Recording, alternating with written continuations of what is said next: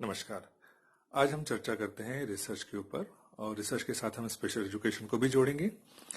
सामान्य तौर पर रिसर्च मीन्स री प्लस सर्च, माने किसी भी नए ज्ञान को पुनः पुनः पुनः पुनः ढूंढने का प्रयास करना। और जहां तक हम एजुकेशन की बात करते हैं तो एजुकेशन में रिसर्च बड़ा एक इम्पोर्टेंट फैक्टर है, क्योंकि रिसर्च के द्वारा ही हम शिक्षा के क्षेत्रों में जो नित नए आयाम जुड़ते जा रहे हैं, उन नित नए आयामों को हम समझने और समझकर उसको यथार्थ रूप में अपने जीवन में उतारने का प्रयास करते हैं।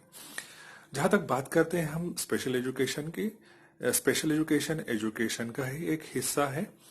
निश्चित रूप से पिछले हम 20 और 30 सालों का यदि पूरा एनालिसिस करते हैं और स्पेशल एजुकेशन को रिसर्च के साथ जोड़ते हैं, तो जितना रिसर्च एक सामान्य एजुकेशन के क्षेत्र में हुआ है, जनरल एजुकेशन क्षेत्र में जितना रिसर्च हुआ है, उसके कंपैरिजन में, उसके तुलना में स्पेशल एजुकेशन में रिसर्चेस बहुत कम हुई है।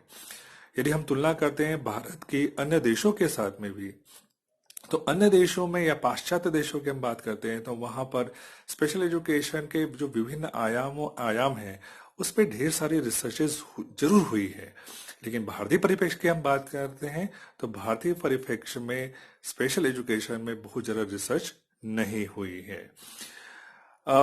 यदि हम आरपीडब्ल्यूडी एक्ट की बात करते हैं, इस एक्ट में अभी जब विकलांगताओं की जो संख्या है वो बढ़कर 7 से 21 होगी। पहले जो 7 थी पीडब्ल्यूडी एक्ट के आधार पर यदि हम बात करें तो पहले विकलांगताओं की जो संख्या थी केवल 7 थी, लेकिन आरपीडी एक्ट में इसकी संख्या जो है वो 21 हो गई है। तो जरा विचार कीजिएगा कि जब हम स्पेशल एजुकेशन में इन विकलांगताओं के संबंध में विशेष प्रकार का हम ज्ञान प्राप्त करने का प्रयास करते हैं, तो हमारा स्पेशल एजुकेशन में रिसर्च का दायरा कितना बड़ा हो गया है। माने यदि आप सोचिए, एक एक विकलांगता को भी हम स्पेसिफिक तरीके से हम लेते हैं तो वहां पर भी ढेर सारी संभावनाएं रिसर्च की बनती है। लेकिन यदि अब इस 21 प्रकार की विकलांगताओं को यदि एक साथ आप शामिल कर लेते हैं या क्रॉस डिसेबिलिटी अप्रोच को आप लेते हुए यदि रिसर्च का काम करते हैं, तो सोचिए कितनी सारी संभावनाएं जो हैं वो रिसर्च में है। माने ढेर सारा रिसर्च हमें करने की जरूरत है। जब आप रिसर्च की बात करते हैं तो रिसर्च में कुछ कॉमन स्टेप्स जरूर होते हैं, जिन स्टेप्स का हमको ध्यान रखना बहुत जरूरी होता है। इस स्टेप्स को हम वन बाय वन समझने का प्रयास करते हैं। सबसे पहले जो स्टेप होती है रिसर्च की वो होती है कि डिफाइन द रिसर्च प्रॉब्लम। जिस विषय को आप लेना चाहते हैं या जिस विषय के बारे में आप कुछ नया ज्ञान या कुछ नई खोज करना चाहते हैं, तो सबसे पहले उस विषय को आप डिफाइन जरूर करें। जैसे हम एक एग्जांपल के तौर पे इसको समझने का प्रयास करें कि यदि आपको विजुअल डिसेबिलिटी फील्ड में कोई रिसर्च वर्क करना है और उसमें कोई आपको एक प्रॉब्लम चूज करना है, एक प्रॉब्लम को आपको डिफाइन करना है, तो सबसे पहले देखना पड़ेगा कि किस एरिया पे आपको काम करने की जरूरत है। जैसे मान के चलिए कि विजुअल डिसेबिलिटी फील्ड में मैथमेटिक्स को कॉन्सेप्ट क्लियर करने के लिए 2 प्रकार के डिवाइसेस अवेलेबल हैं, पहला टेलर फ्रेम, दूसरा अवेकस। यदि आप इसकी कंपैरेटिव स्टडी करना चाहते हैं कि भाई बच्चों को, विजुअली डिसेबल बच्चों को गणित सिखाने के लिए कौन सा इक्विपमेंट या टेलर फ्रेम या अवेकस कौन सा बेहतर है, तो आपको डिफाइन जरूर करना पड़ेगा कि देयर इज अ कंपैरेटिव, माने एक स्टडी करनी पड़ेगी आपको, a comparative study of Taylor frame and abacus to teach visually disabled children. Means इस प्रकार से आपको उस विषय को आपको प्रॉपर तरीके से डिफाइन करना पड़ेगा, जिसमें उस विषय के ढेर सारे एस्पेक्ट्स जरूर शामिल हो। दूसरी जो स्टेप की हम बात करते हैं वो होता है रिव्यू की। जब भी हम कोई रिसर्च करते हैं तो रिसर्च करने से पहले हमें इस बात की जानकारी लेनी अत्यंत आवश्यक है कि जिस विषय को हम लेकर रिसर्च करना चाह रहे हैं उस विषय में क्या पहले से कोई रिसर्च हुई है। यदि हुई है तो किस प्रकार की रिसर्च हुई है, उस रिसर्च का करने का तरीका क्या था, उसके फाइंडिंग्स क्या थे, उनके रिजल्ट्स क्या थे, और उसके संबंध में ढेर सारी जानकारियां आपको रिव्यू के माध्यम से प्राप्त हो सकती है। रिव्यू करने का तरीका कुछ भी हो सकता है, चाहे आप जो विभिन्न प्रकार के जो जर्नल्स होते हैं जो एजुकेशन से जुड़े हुए थे उस जर्नल्स को आप पढ़ें, वहां से जानकारी इकट्ठा करें। इसके अलावा आजकल सभी के पास एक माध्यम हाथों पे उपलब्ध होता है, वो मोबाइल, गूगल सर्च करके आप ढेर सारी इंफॉर्मेशन उस विषय के संबंध में भी आप निकाल सकते हैं। माध्यम कुछ भी हो सकता है, लेकिन जो सेकंड स्टेप बड़ा इंपॉर्टेंट स्टेप होता है कि उस विषय के संबंध में, जिस विषय पे आप रिसर्च करना चाहते हैं, उस विषय की आप ढेर सारी जानकारियां पहले क्या हो चुका है उस क्षेत्र में और आगे आपको क्या करना है, क्योंकि ये जो रिव्यू होता है ये बड़ा इंपॉर्टेंट फैक्टर होता है, जिसके माध्यम से आपको एक पाथवे मिलता है, एक रास्ता मिलता है, जिस रास्ते पर चलकर आप अपने जो निर्धारित जो आपके गोल्स हैं या ऑब्जेक्टिव्स हैं उसको प्राप्त कर सकते हैं। तो निश्चित रूप से हम बात करेंगे कि रिव्यू एक पथ प्रदर्शक का आपको काम करता है आपके रिसर्च को आगे बढ़ाने के लिए। रिव्यू के बाद आप उस विषय के बारे में आपको बहुत सारी जानकारी हो जाती है। जानकारी हो जाने के बाद आप तीसरा जो अहम पॉइंट होता है वो होता है आपकी फॉर्मुलेशन ऑफ हाइपोथेसिस।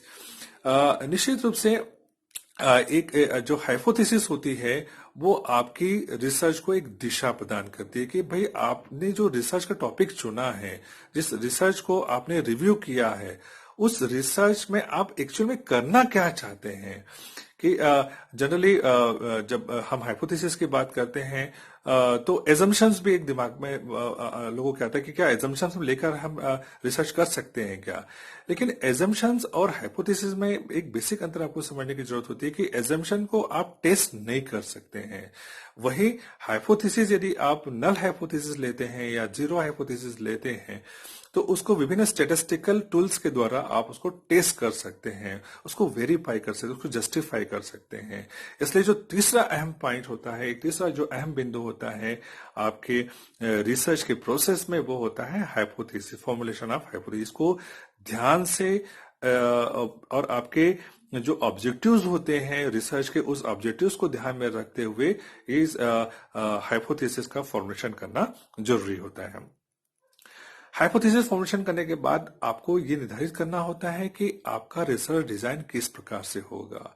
कि आप हिस्टोरिकल रिसर्च की तरफ आगे बढ़ रहे हैं या आप साइंटिफिक रिसर्च के साथ एक्सपेरिमेंटल रिसर्च कर रहे हैं या आप डिस्क्रिप्टिव रिसर्च कर रहे हैं, आपका टाइम फ्रेम क्या होगा, आपकी लिमिटेशंस क्या होंगी, कितनी मनी उसमें इन्वॉल्व है, इस ढेर सारी चीजें जो हैं, आपके वेरिएबल्स क्या किस प्रकार से होगा, आपका एरिया किस प्रकार से होगा, किस एरिया में आप रिसर्च करना चाहते हैं, इन सब बातों को ध्यान में रखकर आपको रिसर्च डिजाइन जो है वो फाइनलाइज करना, क्योंकि रिसर्च डिजाइन ही आपकी रिसर्च की आत्मा है। ये मान के चलिएगा कि रिसर्च डिजाइन ही आपके रिसर्च को जो है गति प्रदान करता है वाकई में। तो इसलिए रिसर्च डिजाइन फाइनल करने से पहले या तैयार करने से पहले आपको उसके इफ और बट्स जो है वो क्लियर होने अवश्य चाहिए। चौथा जो पॉइंट होता, पांचवा जो पॉइंट होता है इसमें होता है डेटा कलेक्शन।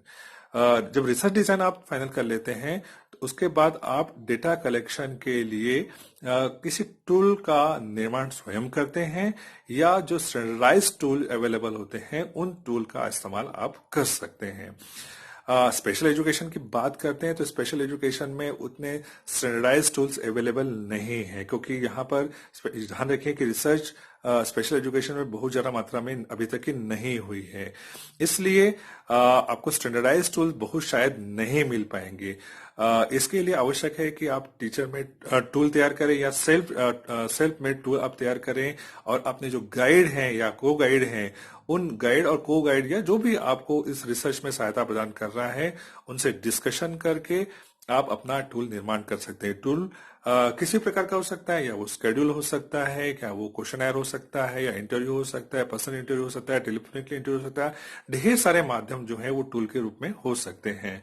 तो डेटा कलेक्शन के लिए ये टूल का निर्धारण करना अत्यंत आवश्यक है। और डेटा कलेक्शन प्रोसेस आप किस प्रकार से करेंगे ये बड़ा इंपॉर्टेंट होता है। कई बार रिसर्चर क्या होते हैं कि किसी दूसरे व्यक्ति को अपना टूल दे देते हैं, वो तीसरे व्यक्ति से अपने इंफॉर्मेशन इकट्ठा करके लेकर आता है।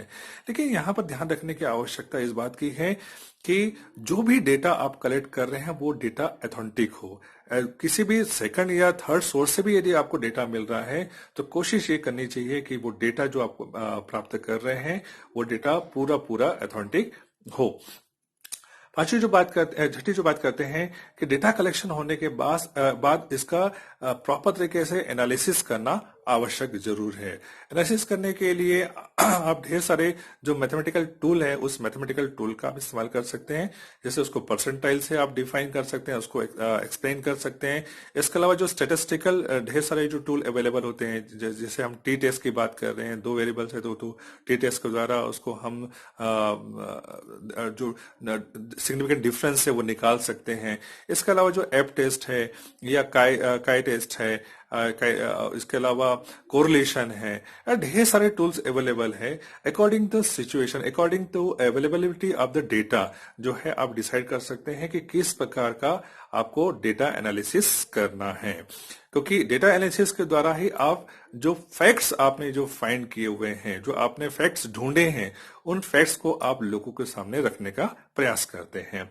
जो लास्ट जो पॉइंट होता है, जब डेटा आपने एनालिसिस कर लिया तो उसका प्रॉपर तरीके से इंटरप्रिटेशन जरूर कीजिएगा, क्योंकि इंटरप्रिटेशन और उसका रिपोर्ट राइटिंग जब आप करते हैं, इंटरप्रिटेशन और रिपोर्ट राइटिंग, ये ही एजुकेशन इम्प्लीकेशन को एक मजबूती प्रदान करते हैं। तो जब हम इंटरप्रिटेशन करते हैं तो जो पहला जो सेकंड पॉइंट हमने जो लिया था रिव्यू का, इसके साथ में कंपैरिजन भी बहुत ज्यादा जरूरी होता है कि जो भी आपके रिजल्ट्स आए हैं, जो इस प्रकार का आपने इंटरप्रिटेशन किया है, उसका पहले के जो रिव्यू से क्या अंतर आ रहे हैं, क्या सिमिलरिटीज आ रही है और क्या डिफरेंसेस आ रहे हैं। सिमिलरिटीज आ रही है तो क्यों आ रही है, डिफरेंसेस आ रहे हैं तो क्यों आ रहे हैं, इसका भी आप इसमें इंटरप्रिटेशन में उल्लेख अवश्य करें। इसके आधार पर ही प्रॉपर जो फाइनल जिसको हम कहते हैं कंक्लूजन, रिजल्ट्स की तरफ हम पहुंचेंगे और रिजल्ट्स के द्वारा ही हम उस रिसर्च में आपने जो भी रिसर्च किया है, जो भी एक टॉपिक लेकर आपने नई जानकारी लेने का या देने का प्रयास किया हुआ है, तो उसके माध्यम से हम एजुकेशन इम्प्लीकेशन तक पहुंच सकते हैं। तो ध्यान रखिएगा, ये सातों स्टेप्स को आप यदि प्रॉपर तरीके से करते हैं तो किसी भी विषय में आप यदि रिसर्च करते हैं तो रिसर्च आपका शायद बेहतर तरीके से हो सकता है। बहुत बहुत धन्यवाद।